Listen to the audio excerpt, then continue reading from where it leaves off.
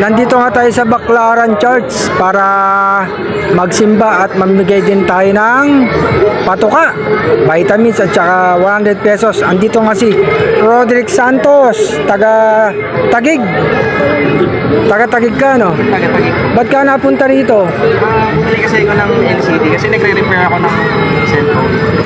Bumili pala siya ng LCD, nag-repair ng cellphone. Ilan ba ibon mo? Ngayong summer, 2 lang ibon ko pero ang totally sa lahat, sa loob, siguro mga nasa 30. 30, ang dami rin pala, no? Kamusta naman?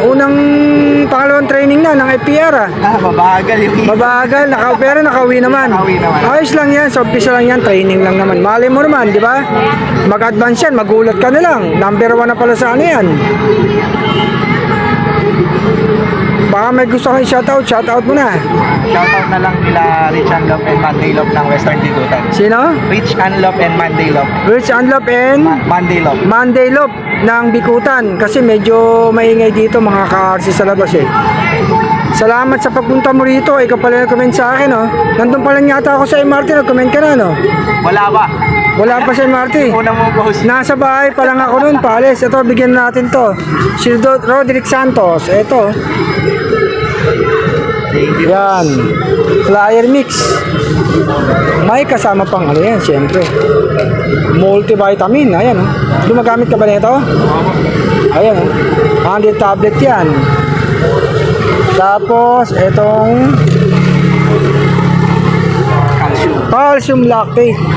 Ayan, calcium lactate. Pamigay natin sa kanya yan. Siyempre, hindi nabawala naman yung pangano natin. Ito, 100 pesos pang merienda. Bali pala, nag-repair ka ng mga cellphone, no?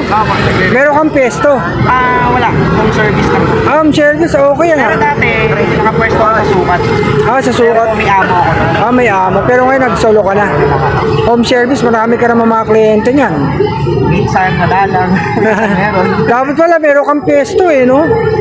Maganda din po, so syempre, mahirap eh. Pag may pwesto ka, meron din.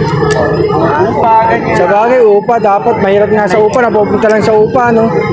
Tawagin mo yan, baka may malapit sa Taguig, mga kalapatid, so. Mga ka-RC, baka gusto magpaayos kay kay Roderick Santos, ayan. Sige, tawagan mo, yung mga kalapatid natin yan, baka may mga silang cellphone dyan. Baka gusto nyo magpaayos ng cellphone. Ayan, baka gusto magpaayos ng cellphone. Pasensya na kayo, medyo may ang boses ni Roderick Santos eh. Medyo nahiya ka ba? Huwag kang mahiya, ganun talaga. So, umpisa lang ako dati, mahiyain ako eh. Basta't kung anong gusto mo, gawin mo lang. Shoutout ng mga taga-FPR. WPFC yan. WFC ka rin ba? Nagda-WPFC. Oo, dati WFC ako sa may norte, EDSA. Kaya lang, Sa WPFC, sa Mahati. maganda dyan. Bali ang may-ari dyan si Si Nightmare. Nightmare, di ba? Okay dyan. Kasi napunta sa amin yung FPR Kamuning, kaya doon ako nag-load. Tapos BBCM Kamuning, yan, napunta tayo dyan. Daming tao dito. Ayan. Daming mabibilan dito. Ang tagal nga natin hindi nakapunta dito sa Baclaran Church eh. Ilang taon na siguro? Mga 10 taon mahigit na siguro. Alam ko, uling punta ko dito, maliit pa yung anak ko eh. Bumibili-bili naman ako ng mga LCD. Marami talaga rito, bilihan talaga rito. Ayan. Kasi supplier. Salamat sa papunta mo, Roderick Santos. Andito ka pala. Hinahanap mo pa ako. Kanina ka pa ba rito? Kanino? Hindi pa. Actually, sa totoo lang, Kuya Ardy ando pa walang nakita na kita eh. Ba't di ka lumapit? Nakita mo na pala ako. Ba't ka naman nahiya? Bakit na dito eh? Lumabas nga ako dito eh. Meron yung dati taga Caloocan naman, nandun din pala, nakita ako, nahiya din. Huwag kayo umahiya sa akin. Huwag kami, basta kung makita niyo ako, lumapit kayo sa akin. Kasi siyempre hindi ko din naman makikilala. Ako nakikilala niyo, kung nakikita niyo ako sa mga video ko, huwag kayo mahiya. Etong pamigay ko para sa inyo, kung sino mo bibigyan natin. Nandun ka pala, nakita mo na ako sa may ano, tapos dito. Pagpasok mo pala. Nakita mo na ako. Alam mo to sa parking to Oo. Oo.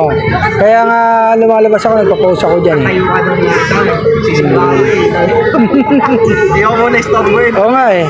Good luck sa mga ibon mo, Roderick Santos. Ha? Sana magtamasa yung mga ibon mo ha. Siyempre, importante, tiwala lang sa ibon. Yung pinaka-importante dyan eh, tiwala lang sa ibon. Kahit anong linyada pa yan. Yung iba nga, arangki line lang eh. Diba? Yung mga iba nga, small loop lang, tinatalo, mga mabibigat na puncher. Kahit anong line yan, depende sa ibon yan. Sa pag-aalaga ba? Oo, sa pag-aalaga. Pag mahal yung ibon nyo, yan. Small puncher lang, tinatalo, mga malalaking puncher. Di ba? Kaya tiwala lang sa ibon. Salamat sa Roderick Santos ha, ng Tagig. Ayan, thank you.